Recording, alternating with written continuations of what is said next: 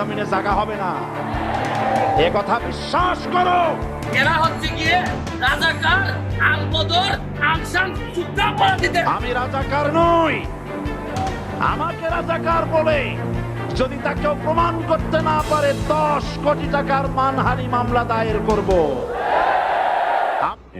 অনেক পাপ আছে যে আমাদের এই পাপের মানে ভোগ করতে হয়, পাপের শাস্তি ভোগ করতে হয়। ধরুন আপনাকে কেউ আঘাত করলো, সেই আঘাতে আপনি সাময়িক ব্যথা পেয়েছেন, কিন্তু কয়েকদিন পর শুনলেন সেই আঘাতকারীর হাতটাই এখন আর নেই। বিষয়টা আপনার কাছে কেমন লাগবে? বিষয়টা বোঝার জন্য 1 বছর পিছনে চলে যাই। জালিমদের নির্যাতনে গত বছর 14 আগস্ট কারাগারে অসুস্থ হয়ে ইন্তেকাল করেছিলেন মাওলানা দেলোয়ার হোসেন সাঈদী। 1 বছর পর এই আগস্ট মাসেই জালিমরা পরাজিত হয়ে বাংলাদেশ ছেড়ে পালিয়েছেন। তবে আশ্চর্যের বিষয় হলো 2008 সালে আওয়ামী লীগ ক্ষমতায় আসার পর থেকে মাওলানা দেলোয়ার হোসেন সাঈদী সহ অনেক নিরপরাধ আলেম ওলামাকে বিনা দোষে শাস্তি নিশ্চিত করতে আওয়ামী লীগের দালাল হিসেবে কাজ করেছিলেন ব্যারিস্টার সুমন। মুসলমান থাকবে না, এই সব কথা যারা বলছেন তারা এই সব কথা বলে তো আর পাকিস্তানকে আটকাইতে পারেন নাই, এই দেশে রাখতে পারেন নাই। এই আপামর মুক্তিযোদ্ধারা এই দেশটারে জয় করে নিয়েছিল। আপনি খেয়াল করে দেখবেন এদের বংশধররাই, আমার কাছে মনে হইতেছে, আমি জানি না আপনারা এটা বিশ্বাস করবেন কিনা, আমার মনে হইতেছে যারা এরা হচ্ছে গিয়ে রাজাকার, আলবদর, আলসান যুদ্ধাপরাধীদের।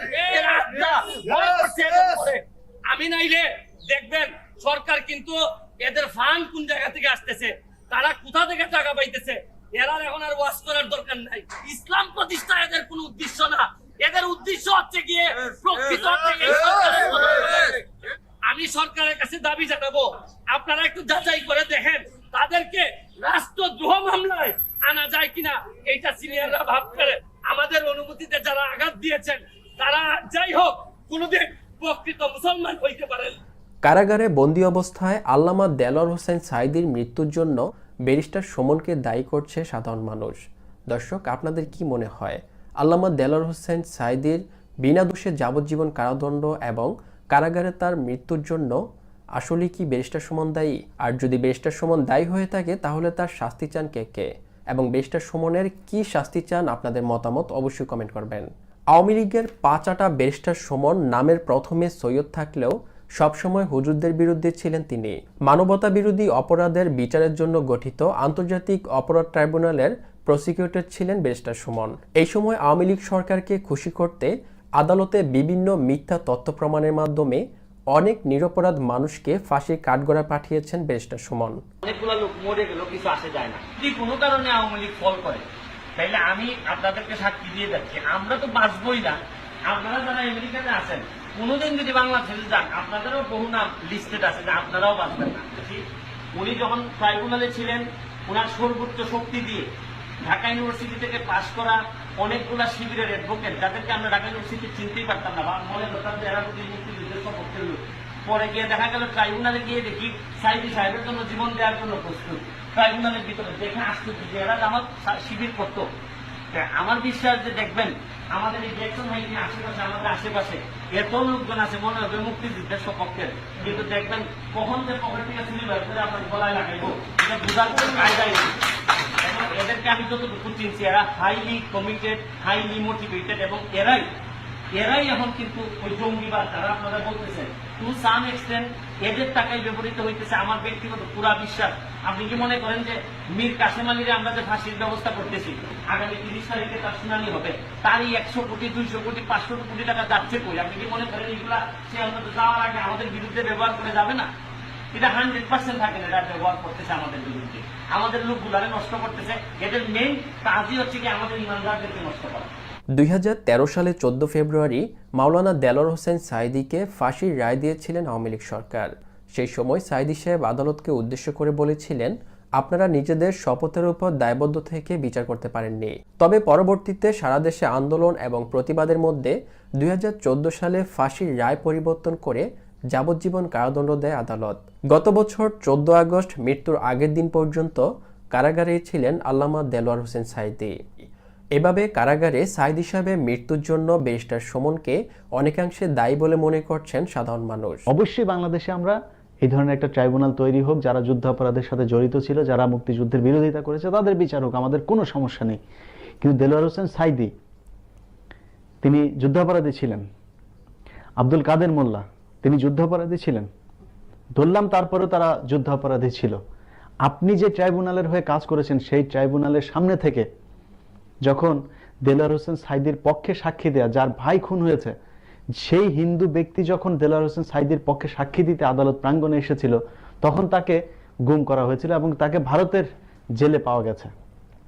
এটা কি সত্য না মিথ্যা? যদি সত্য হয়ে থাকেন তাহলে আপনি সেদিন কেন পদত্যাগ করেন নাই? 2008 সালে আওয়ামী লীগ ক্ষমতায় আসার পর থেকে 2024 সাল পর্যন্ত কট্টরপন্থীভাবে আওয়ামী লীগের এজেন্ট হয়ে কাজ করে আসছিলেন ব্যারিস্টার সুমন। কিন্তু তারপরও সামাজিক যোগাযোগ মাধ্যমে দুর্নীতি, ন্যায় বিচার এবং মানবতার ফেরিওয়ালা হিসেবে ব্যাপক জনপ্রিয় হয়ে ওঠেন ব্যারিস্টার সুমন। আমার এলাকার আমি এমপি হয়ে ঈদের আনন্দটা কেমনে করি, যেখানে উনারই এইরকম বাজে অবস্থা। আপনাদেরকে উনার অবস্থাটা দেখাই। উনার 3টা মেয়ে আপনার ছিল না? আপনার এই কাছে আসো। আপনার জামাই মারা গেছেন কবে?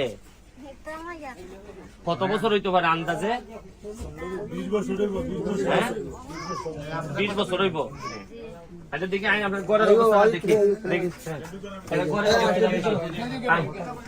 দেখি এখানে আইনগো, আপনি আইনগো, আপনি হ্যাঁ হ্যাঁ, এই যে ঘরের অবস্থাটা এখানে তো বৃষ্টিতে পানি পড়ে না?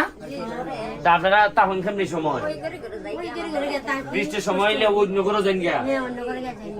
তা আপনারা এই অতদিন ধরে সাহায্য টাহ্য কুস্তা পাইছেন না?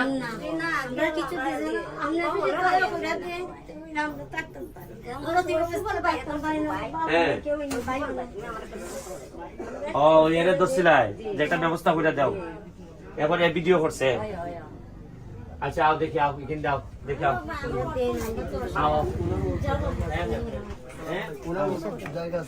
আর এটা কার জায়গা? উনি এটা বন্টন হয়ে গেছে গা, বন্টন হওয়াতে মানে এরা যারা সৈন্যরা যারা আছে এরা তাইতে ওই জায়গার মিছে, খালি জায়গার মিছে জায়গা দিছে। কোনালো তোমার জায়গা দিছে? টাকা পয়সা লাগি কতকান্দুর আও আমার সাথে, আও দেখি দেখি আও দেখি আও তোমরা রবে দূর আও আও দাঁড়াও। কোনালো বেটির জায়গা এই দেখে এখান থেকে লাগবো দেখতো। হ্যাঁ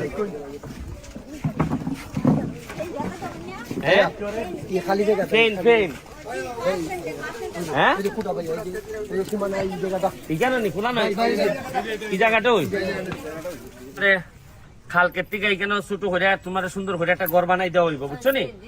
এই এটা লেগে তুমি নুরুল আর উনারে লইয়া আমি খালকে তোমার বরাদ্দ দিমু, দিলে পরে একটা সুন্দর ভাবে শালীন ভাবে যেন থাকতে পারে এরকম সরকারি ঘর যেভাবে তাকে এরকম একটা ঘর তারা বানাই দিবে। ক্যামেরার সামনে সুমনকে যতটা না ভালো মানুষ মনে হয়, ক্যামেরার পেছনের সুমন তার থেকে অনেক ভয়ঙ্কর, যার প্রমাণ মিলে টিপকাণ্ডে বহিষ্কৃত এই পুলিশ সদস্যের সাথে সুমনের এমন আচরণ দেখে।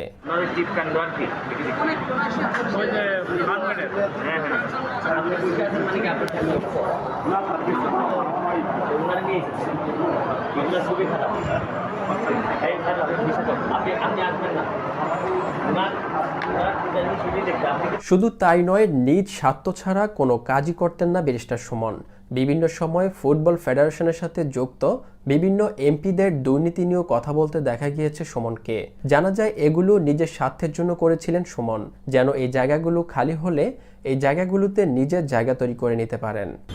যারা ফুটবল চিনে জানে, এর মধ্যে প্রায় 18 কোটি যদি জানে, এরা জানে যে এই ফুটবল ফেডারেশন ব্যর্থ এবং দুর্নীতিবাজদের আখড়া। বাংলাদেশের ভিতরে যেসব দুর্নীতি হয় এগুলা তো ধরেন আমরা নিজেরা জানি, এখন আন্তর্জাতিকভাবে জানে যে আমরা অন্যান্য দুর্নীতি তো পরে ফুটবলের জন্য কয়টা টাকা দিল এই টাকাও আমরা দুর্নীতি করি। এখনের যে কমিটি অলরেডি কমিটি কাজ শুরু করার আগে 2 জন পদত্যাগ করছে।